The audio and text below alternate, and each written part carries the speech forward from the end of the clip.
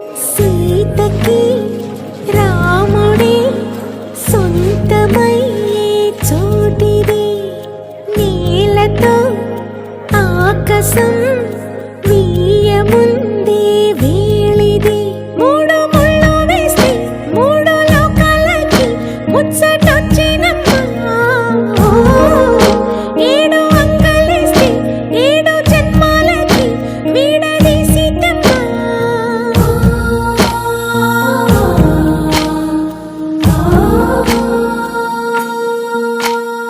సీతమ్మ వాకిట్లో సిరిమల్లె చెట్టు, సిరిమల్లె చెట్టుపై చిలక వాలింది.